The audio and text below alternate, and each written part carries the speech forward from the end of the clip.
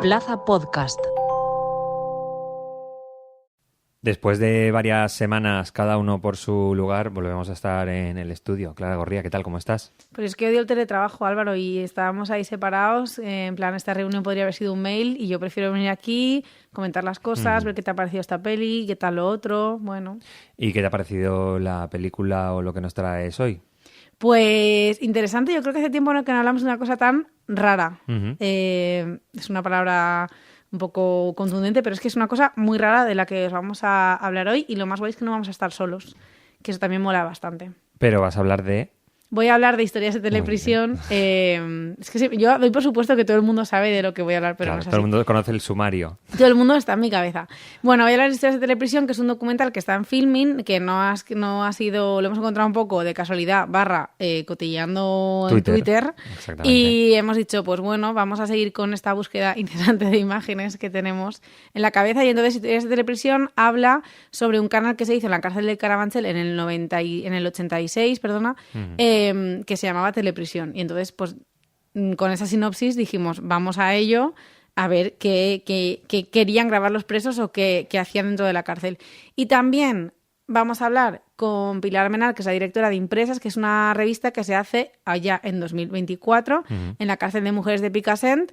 Entonces, pues bueno, vamos a reflexionar un poco sobre la creación dentro de la prisión. ¿Qué te parece? Pues súper bien. Yo te traigo Sangre en los labios, que es el estreno de cine indie que nos tiene a todos desde hace 2 semanas como esperándolo, con Kristen Stewart de protagonista, una directora nueva que es Rose Glass, que, bueno, parece que se ha ganado la segunda película. Hablaremos largo y tendido sobre ella para que la gente se anime a ir al cine, porque hemos estado aquí de Semana Santa en el pueblo y no sé qué, no sé cuántos, y ahora ya volvemos a la ciudad y nos toca Cuellito ya... alto, tote bag y todo el mundo para la sala. Exactamente. Ya está bien. Pues venimos muy eclécticas, ¿no, Álvaro? Sí, totalmente. Y esto es Última Fila, el programa de cine de Cultura Plaza y Plaza Podcast. Aquí estamos Álvaro de Viz, Clara Gorría y tú, que nos estás escuchando. Acomódate que empezamos.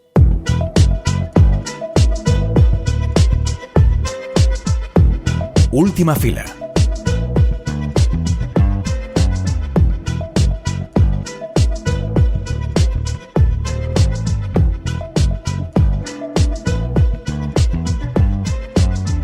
Viendo el tráiler o algunas imágenes promocionales de Sangre en los labios, uno podría pensar que podría tener algún reflejo con Thelma y Luis.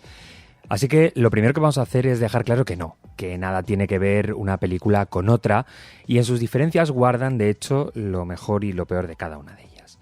Vamos a centrarnos en Sangre en los labios, que es la que llega a los cines este viernes y que promete ser una de las películas indie estadounidenses del año. Dirigida por Rose Glass, después de sorprender con Saint Maud, en esta ocasión combina una historia de amor, otra de crimen organizado y mucho de thriller acelerado. La película empieza con la primera de todas, la de amor. Jackie quiere triunfar como culturista y se dirige a Las Vegas para participar en una competición. Lou es la gerente de un gimnasio en un pueblo de Nuevo México. Se enamoran apasionadamente y todo va bien, pero el padre de Lou es el líder de una red criminal. Y cuando en su familia las cosas cambian repentinamente y explota todo, la relación entre ellas es arrastrada a una espiral de crimen y huida. La propuesta de Rose Glass es buscar imágenes nuevas, provocar estéticamente, hacer una puesta en escena atrevida. El sexo brutal, los asesinatos brutales, los neones brutales. Y lo hace de manera realmente efectiva. Cumple con la provocación prometida e incluso la supera. Y nadie debería dudar del pulso cinematográfico de Glass. La puesta en escena hace de una historia de gángsters que toca varios lugares comunes en el cine y en la historia del cine algo entretenido y que no solo no canse de ver, sino que además sea estimulante. El problema es que solo de provocación no vive una película, o muere demasiado rápido, se esfuma. Sangre en los labios no deja pozo porque las cosas suceden de manera tan brutal y tan rápido que no se queda. Las imágenes sorprenden pero pasan. Solo relucen aquellas imágenes, aquellas escenas que sí contienen metáforas, ensoñaciones, que sí quieren contar algo más allá de la violencia explícita de la historia. Y cuando aparecen, deslumbran y te apena que se esfumen. Sangre en los labios funciona como máquina de entretenimiento, incluso como reimaginación de las películas de gángsters. Pero ni siquiera la relectura de género se hace de manera consciente. y sin conciencia sobre ellas, las imágenes derrapan y solo admiten una capa de visionado. ¿Eso es malo? Pues depende de lo que busques al entrar en una sala de cine. Yo, sin duda, cogería unas palomitas e iría a verla.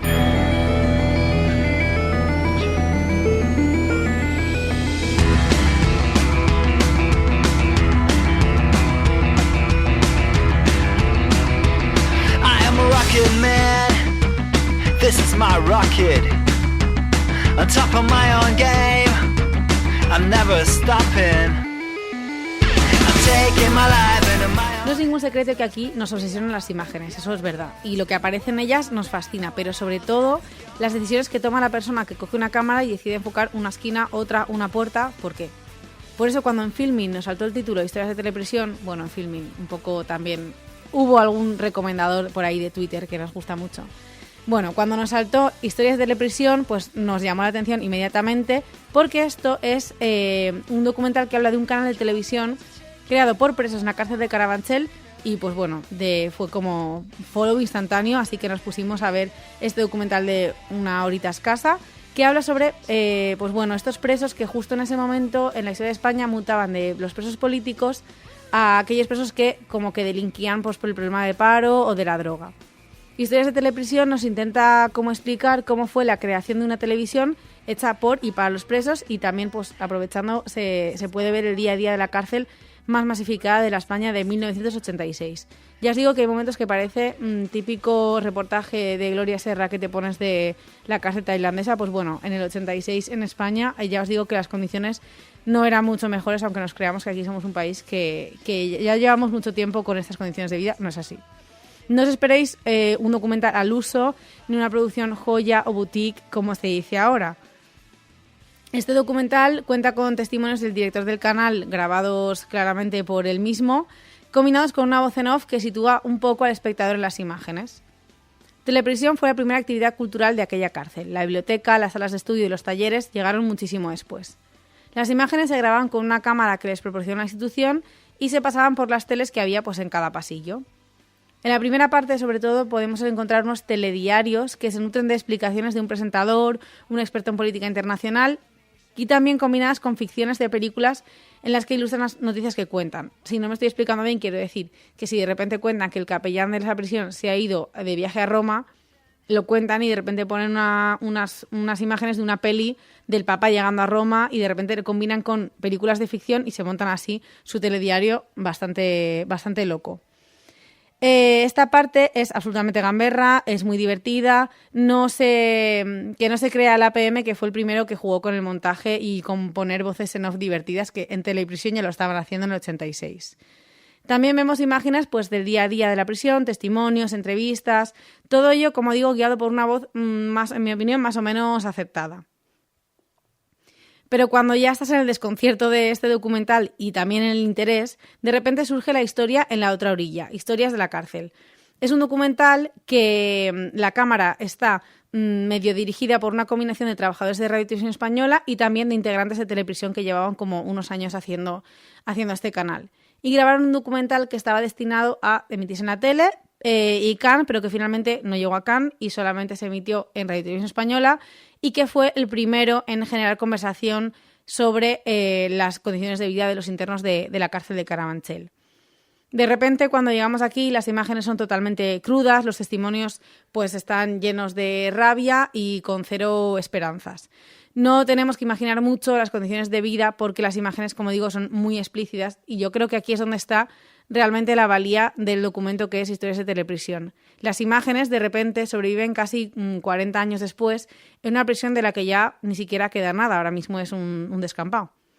Nunca damos este dato, pero en Filmin tiene un 8,1 de nota, que me parece curioso porque, como ya digo, el montaje o la voz en off o algunas decisiones a nivel cinematográfico o de rótulos, pues bueno, pueden ser más o menos acertadas, pero lo valioso de las imágenes de este documento gráfico es innegable.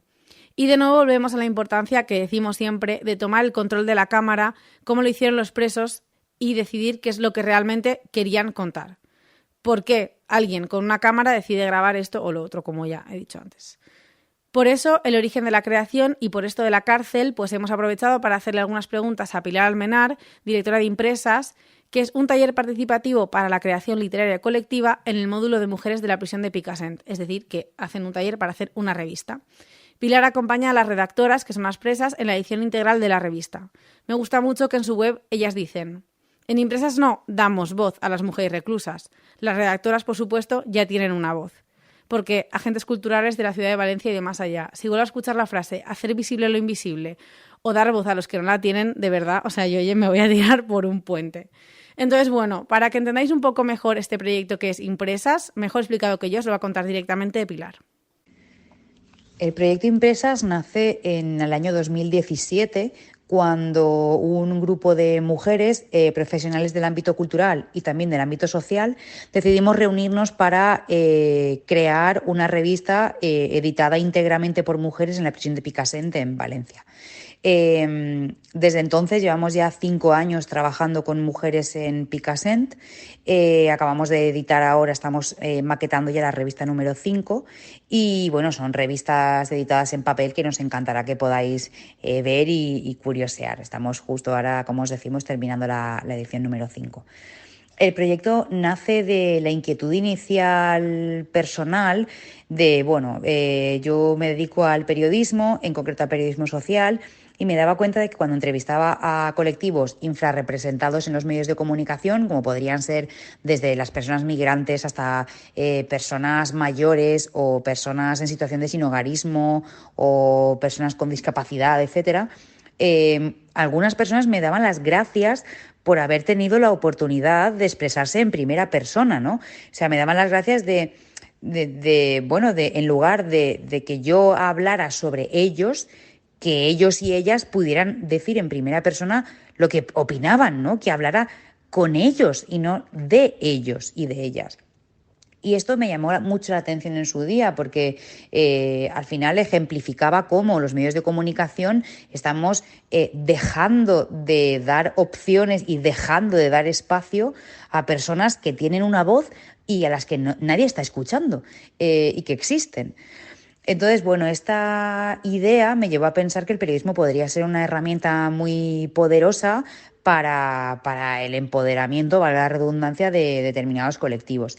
Pero no sabía con qué colectivo aplicar esta herramienta o a quién podría interesarles.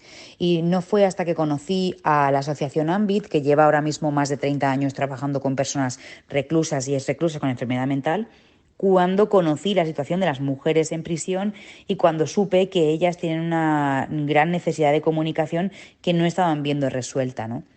Y fue ahí cuando pensé que, bueno, si a ellas les interesaba, pues ¿por qué no? Podría trabajarse esta herramienta con las mujeres en prisión. A mí, desde mi total ignorancia, la verdad es que me da mucha curiosidad cómo se organiza de día a día al respecto de la cultura y el entretenimiento en la cárcel. O sea, no sé si realmente se puede tener Netflix, si tienen televisión 24 horas. Así directamente se lo he preguntado a Pilar un poco cómo se organizaban. El tipo de acceso que tienen las mujeres reclusas a la cultura es bastante escaso. Existe, en el caso de la prisión de Picassent, existe una biblioteca en el área de preventivos y otra biblioteca en el área de penados. No hay que olvidar que Picassent es la prisión más grande de España y la segunda más grande de Europa. Es un centro con cerca de 2.100 personas reclusas. Y por lo tanto la gestión de la cultura en un centro tan enorme es también bastante complicada, ¿no? Existen, por supuesto, talleres educativos y, diríamos, formaciones regladas a las que las personas reclusas se pueden acoger. Y luego, como os digo, existen bibliotecas en las que se pueden prestar los libros. Pero hay muchas personas que no tienen ni siquiera un acceso presencial a la biblioteca por la propia logística de la prisión. Hay muchas personas que no pueden ir presencialmente a ver los libros. Y bueno, existe un sistema en el que con un carrito se desplazan alguna selección de libros, se desplazan a los distintos módulos para que ellas puedan curiosearlos, ¿no? En el caso de los módulos de mujeres, porque no todas las mujeres pueden salir de los módulos, ¿no? A las áreas comunes, que es en las que está la biblioteca. Por otro lado, también el tipo de acceso a la cultura que tiene una mujer en prisión, una mujer y también un hombre. en este caso, ¿no? Está muy relacionado con el consumo como espectadora y no tanto como creadora cultural, que es lo que empresas intentamos enfocarnos, ¿no? También en generar la oportunidad de la creación cultural y del uso de la cultura como un lenguaje y como una herramienta propia de expresión propia. Por supuesto, no hay ningún tipo de acceso a teléfonos móviles, ningún tipo de acceso a ordenadores, hablo de prohibición expresa. Por supuesto, no hay ningún tipo de acceso a Internet, absolutamente cero, lo que significa que, por supuesto, no existe ningún tipo de acceso a la prensa digital, ni a ningún tipo de contenido en Internet, tampoco ningún tipo de plataforma de streaming, video streaming, ni absolutamente nada. No existe ningún tipo de vídeos o, digamos, dispositivos de reproducción audiovisual. Es decir, que el acceso a la cultura que se tiene es muy, muy escaso. En algunas celdas existen televisiones. La tiene quien la ha comprado, evidentemente, quien la ha comprado dentro del centro penitenciario a través del economato, y dispone de radio o sea, de pequeños transistores con auriculares, pequeñitos así dispositivos prácticamente manuales, móviles, ¿no? Como una especie de Walkman chiquitín. Y bueno, hay algunas mujeres que disponen de estos pequeños dispositivos y sí que pueden escuchar la radio, pero tampoco son todas. Lo tienen quienes han podido pagarlo, ¿no? De alguna manera. El acceso a la cultura en prisión es muy limitado y bueno, está mucho más basado en la literatura y en los textos que en otra cosa. Tampoco existe un acceso a la prensa diaria en papel. Dado que no existe ningún tipo de herramienta digital, tampoco existe acceso a la prensa diaria en papel. Solamente tienen acceso a este tipo de prensa quienes están suscritas o quienes han podido pagar de forma individual una suscripción a algún tipo de medio de comunicación, ¿no? Pero no existe ningún tipo de suscripción pública ni de acceso público a la prensa diaria, salvo la radio y la televisión para quienes tienen ese tipo de aparato. Y de espectadoras a creadoras, he querido saber cómo fue la experiencia de crear una revista desde dentro de la cárcel para fuera de la cárcel. Para las creadoras de impresas, crear estas revistas, según ellas nos cuentan, evidentemente, es una oportunidad que les genera como mucha alegría, ¿no? Como un chute de energía. Algunas de ellas nos dicen que les alegramos la semana cuando vamos los viernes, porque trabajamos con ellas los viernes por la tarde, 2 horas durante más o menos 6 meses. Y para muchas de ellas esta es la primera ocasión en las que han tenido la oportunidad de definirse a sí mismas como seres creativos, ¿no? Muchas veces hasta ese momento han tenido vidas en las que no han tenido la ocasión de destinar su tiempo a prácticamente nada más que criar y cuidar a los demás. Y cuando de repente llegamos allí a decirle, bueno, tú cuando tienes la oportunidad de definirte como tú quieras, ¿quién quieres ser? ¿Quién eres tú cuando no tienes que estar pensando solamente en criar y en sostener? Ahí se abre como un campo inmenso de exploración donde muchas de ellas pues empiezan a contarnos que tienen gustos, que tienen aficiones, que tienen curiosidad e incluso descubren cosas de sí mismas que no habían podido explorar hasta ese momento. Y bueno, salen cosas maravillosas. Hay muchas mujeres que escribían con anterioridad y a veces hemos llegado allí y tienen poemarios enteros ya escritos y casi te pueden dar clase ellas a ti. Existen experiencias culturales maravillosas con ellas y muchas veces aprendemos nosotras más que al revés, ¿no? Acabamos estableciendo una redacción también dentro-fuera, un equipo dentro-fuera en el que nosotras hacemos la parte exterior que ellas no pueden ejecutar, pero en realidad quien toma todas las decisiones del proyecto son ellas dentro, ¿no? Ellas deciden el nombre de la publicación, eligen cómo quieren que se maquete la revista, eligen el diseño de la revista, eligen hasta el tamaño de la fuente, eligen el nombre, los temas, ellas escriben, eligen las colaboraciones gráficas, lo eligen absolutamente todo y nosotras somos pues la herramienta que posibilita que la revista tenga lugar, ¿no?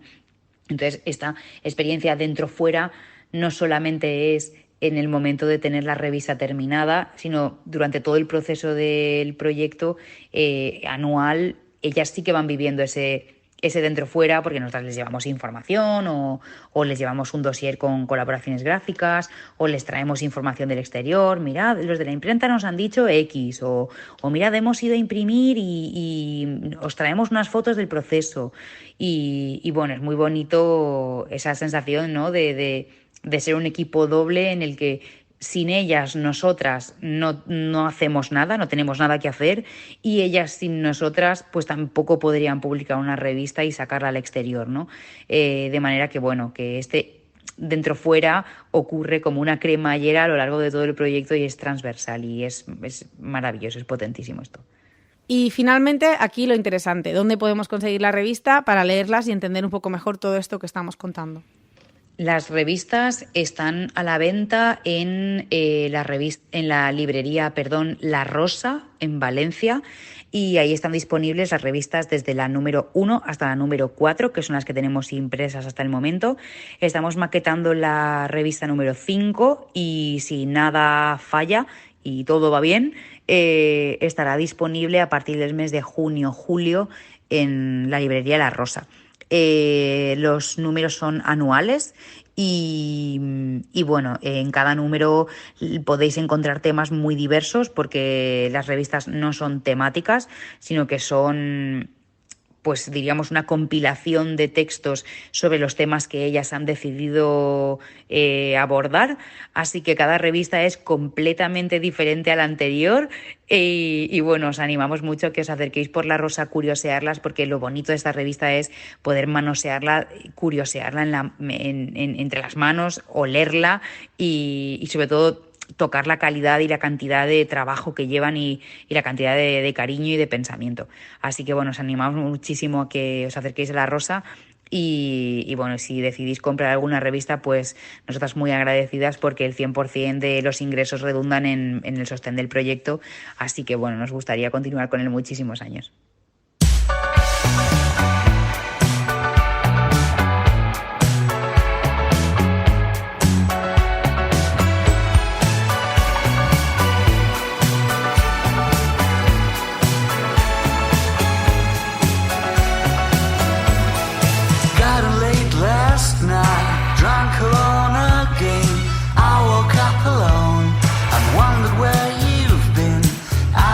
Bueno, Clara, estábamos antes grabando promos que se escucharán en otros podcasts de Plaza Podcast y es posible que